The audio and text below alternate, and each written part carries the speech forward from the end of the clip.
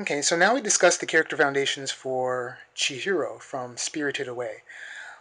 So we can start with her dramatic need, which is, in her case, to return her parents back to normal and get back to her world.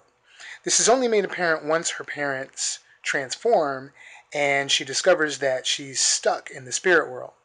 Up until that point, her only concern is a minor dramatic need, which was to go back to her old hometown, which was something that they explored at the very beginning of the story and is part of her background.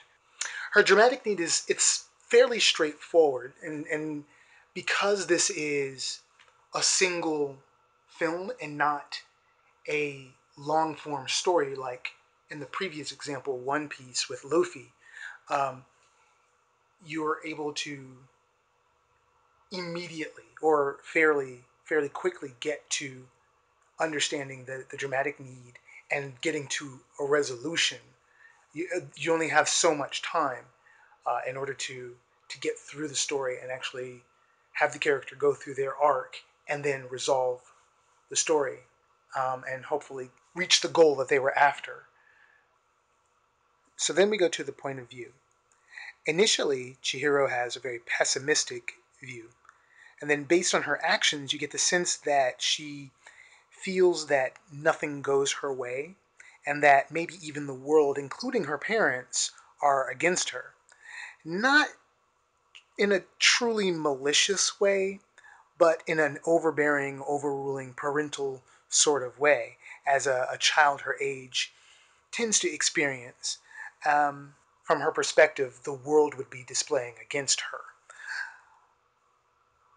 She's constantly in opposition to her parents in the beginning of the story, as they display very outgoing and exploratory personalities. And while her personality, she has a bit of curiosity within her, she's more hesitant. She's far more hesitant than they are, more cautious than they are. And this creates a level of conflict between her and her parents. And you can tell that within the character, especially in the beginning when they're riding into town, that it is this relationship that she has with her parents that has created a level of there's a level of childlike resentment in the fact that her parents made her leave her friends. They made her go away. They made her start a new life somewhere else that she doesn't want to be. They made her leave her comfort zone. And you can see it. It's in her actions, in the way that she sits in the seat upside down, or when she's laying down in the seat and she's not sitting up. And then when her mother tells her to buckle up and she doesn't. And she's outright defiant. And all of these play into her attitude. So initially, her attitude when we're introduced and learning about her is more. It's actually more cowering and reluctant. She has a very gloomy disposition, and like I was saying, she's very much in opposition to her parents and the new situation that she's being introduced to.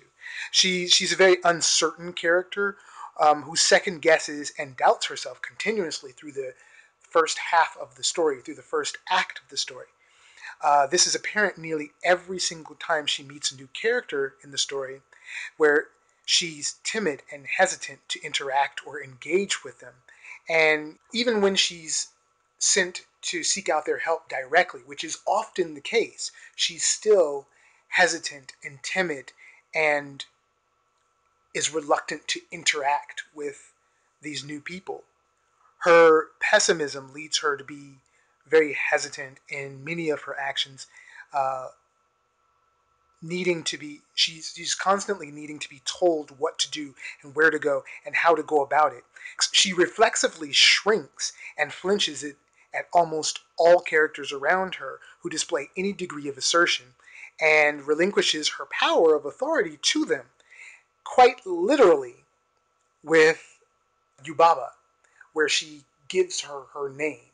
So as the story progresses and we reach the second half of the second arc, the second act, we get the change. And as this is a single 2-hour film covering Chihiro's life, interacting and overlapping with dozens of other characters. She has several minor changes in her personal character arc, but all leading to her becoming a more self sufficient, confident, and happy person. One change happens at the point after she visits her parents as pigs for the first time. She rediscovers and remembers who she is and begins to face the realities that she's going to have to be strong if she ever plans to save her parents and get home.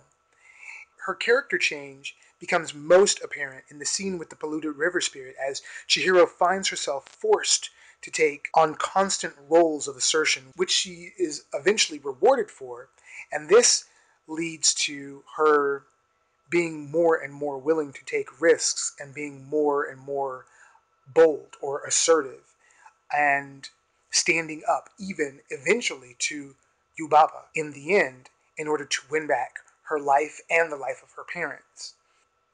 Then we have the background. And in Chihiro's case, we have an interesting sort of backgrounds where she technically has both a public and a personal background, but her personal background is more so something that she had forgotten versus being something that she's been keeping to herself.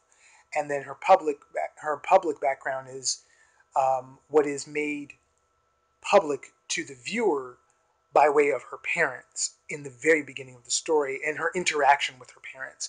Um, so what's known about Chihiro's background, as I was saying, it's mostly inferred by the short segment at the very beginning of the film.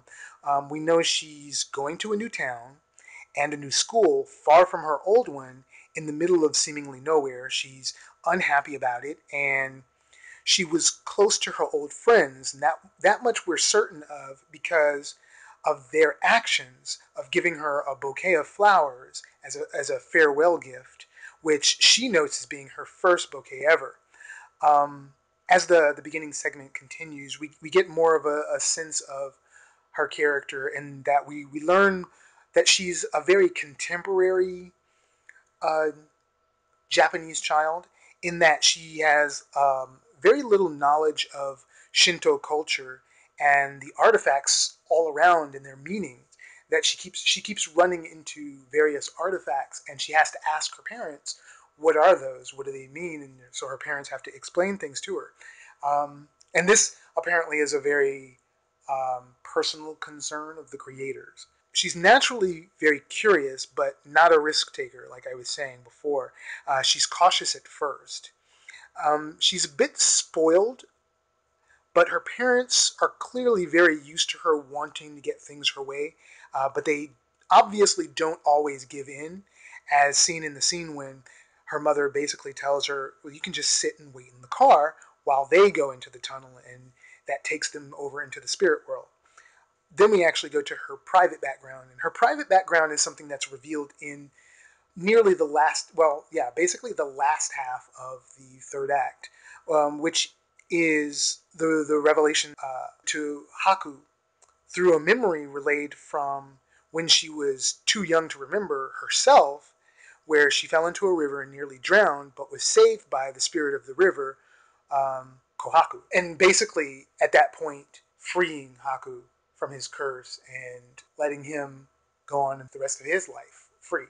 But that is actually part of her personal background. But all of these attributes are actually working together to make a well rounded, well developed character personality that any creator could actually build one or even several stories around and be able to communicate clearly to an audience without any problems. So, okay, well, hopefully that was helpful in some way. This is really, like I was saying before, this is how I learned, how I taught myself about how to better understand fundamentals of personality building, character building. This is how I was able to learn them better, is by actually applying them to manga and anime that were very familiar to me. And hopefully it helped you some. Thank you for watching, and thank you for listening. All right, bye.